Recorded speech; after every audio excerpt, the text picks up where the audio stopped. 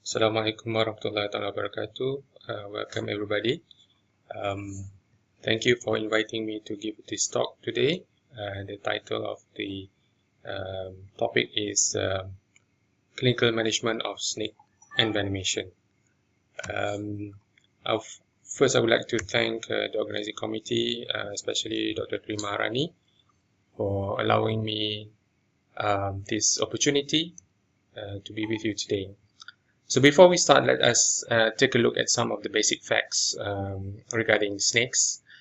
Snakes are actually an equally important component of life in our community and ecosystem. So snakes are one of the top predators, and they are important in order to control the whole ecosystem. So without them, some of the animals below their strata will be can grow uncontrollably and may cause problems to other animals and also to us. So snakes are very important, and so much so that we revered snakes for a very long time, and it has been part of our symbolism. Here, for example, as you can see, in the Inca community, snakes has been regarded as a very sacred animal, and they symbolizes the rebirth of a person or from bad to good. In the Sumerian community, snakes has also been regarded as part of their medicinal properties, medicinal symbol. Here, as you can see, there are two snakes winding each other. This is also currently being used in our current modern symbolism of pharmacy. Here in our religion, we see in Buddhism, a large cobra has appeared in order to protect Buddha when he was reaching nirvana. And also in the Bible, as you can see, the serpent that appeared to Adam and Eve were in the form of a snake. And without this snake, we may not be here on this earth. So here is also, as you can see, a symbol of medicine, where a snake and a staff, which is representing the symbol of the rod of Asclepius, which is a Greek god who was revered for being able to bring back the dead to life. So let's take a look at the current situation in the world. As you can see, snakebite is greatest threat, especially in the tropics. Here you can see in the map, the dark colored areas are the tropical countries, and they have the highest number of snakebite morbidity in the world. There are more than 100 per 100,000 population. And as you can see, some parts of Australia as well, which is Queensland, subtropical country, and they also have a very high number of snake bites. And regarding the death from snake bite, the highest mortality is actually from Southeast Asia, and this is actually higher than even Africa. And you can see here the numbers showing 15,000 to 57,000 per annum in Southeast Asia alone, and in Africa is between 3,000 to 32,000 per annum. This is just an estimation, but in terms of death, we still feel they are still underreported. Therefore, a lot of these cases, as you can see in Africa, are still being managed by community and never reach the hospital. Therefore, the death rate may not be registered. Similarly, in Southeast Asia. So, what about Malaysia? I come from Malaysia, and even though Malaysia is in the tropical country, so far our rates of snakebite is relatively moderate compared to, for example, India or Myanmar or Thailand. In Malaysia, the rate is between 400 to 350 bites per 100,000 populations per year. However, even though this number is relatively high, it is still not being taken as a notifiable disease. What can I say is that even though we have a lot of cases of snake bites, the number of published data or research from these areas in the tropical countries are still relatively low. Therefore, we have to think of increasing our research so that we have the data for making important decisions and hopefully increase the awareness about snakebite envenoming.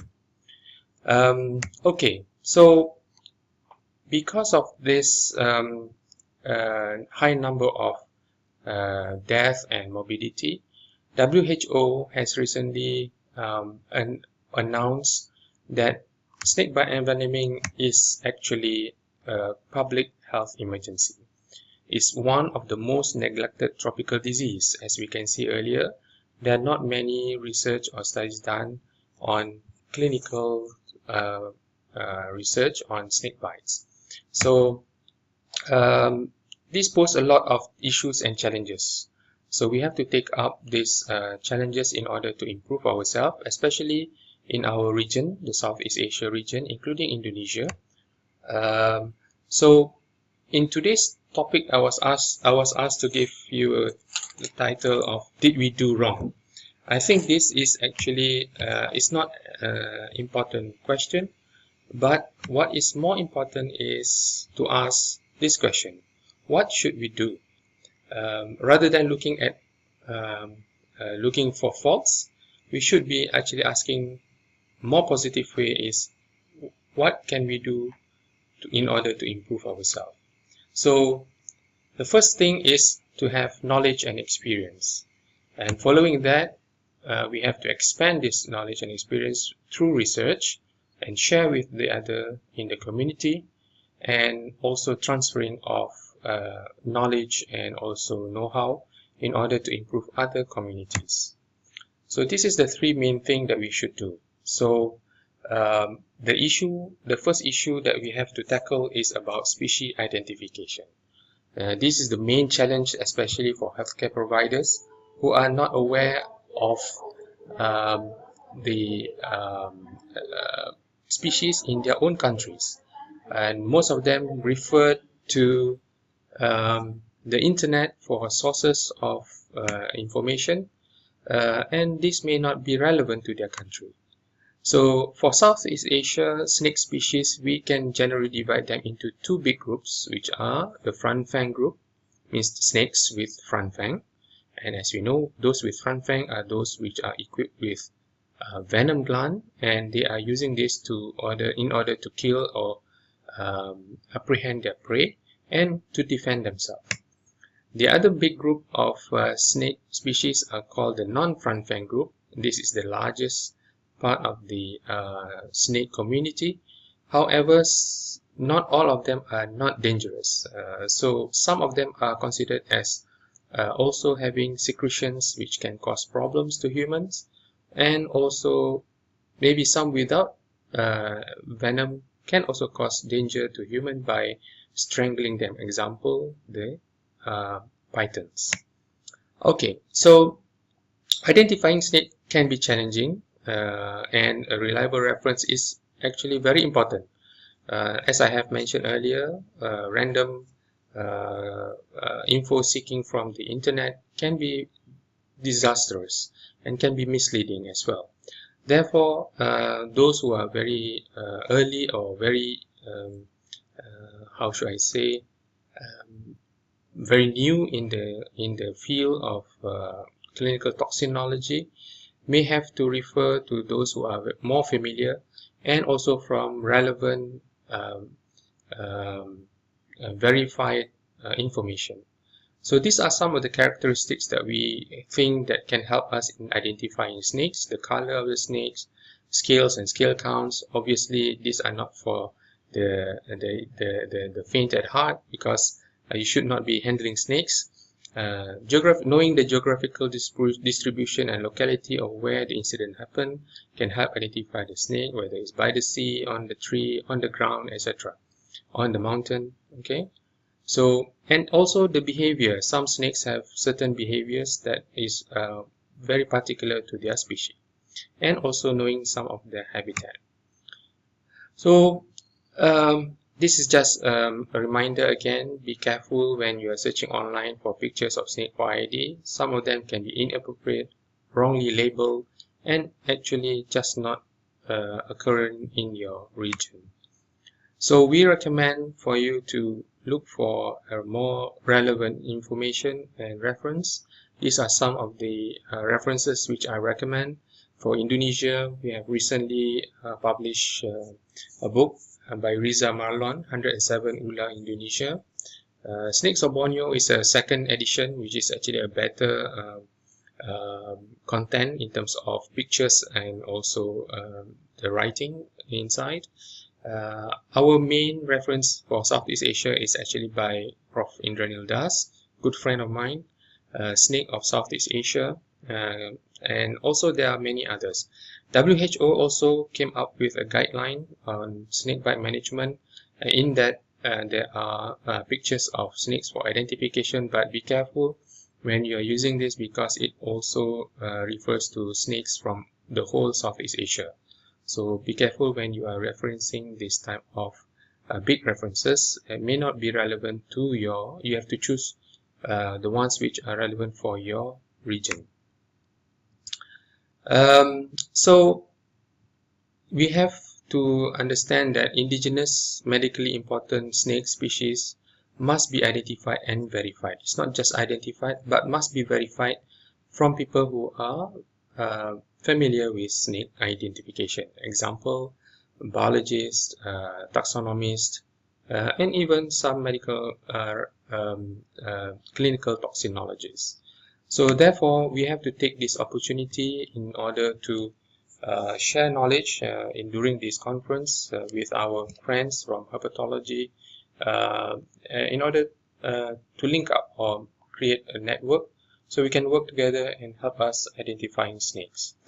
So snakes can be can be identified either from the actual specimen that was brought, most likely dead, but we have experienced patients bringing live snakes to us for identification.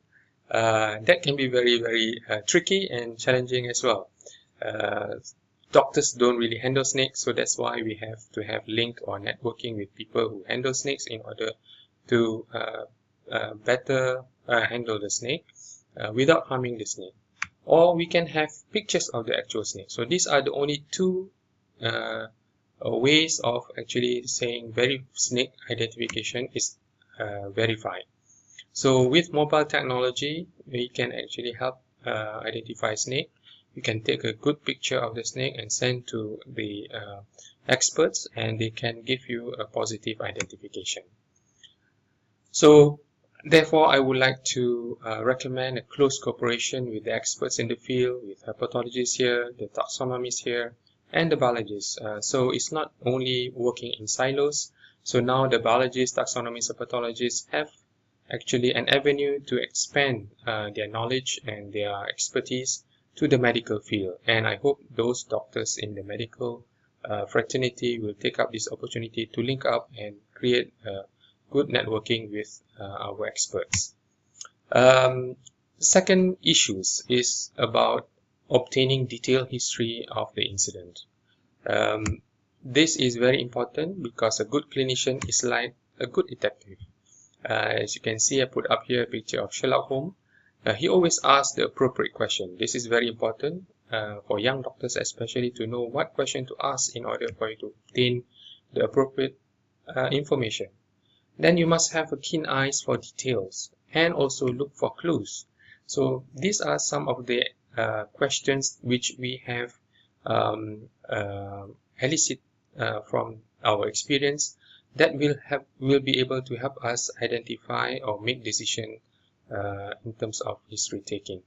So there are many things here. You can refer this later. This is an example. Next step after obtaining history is to take a picture of the bite site. Now, can bite site determine the species of snake? Just by looking at bite site, can we determine whether This is from a bite from a cobra, or bite from a pit viper, or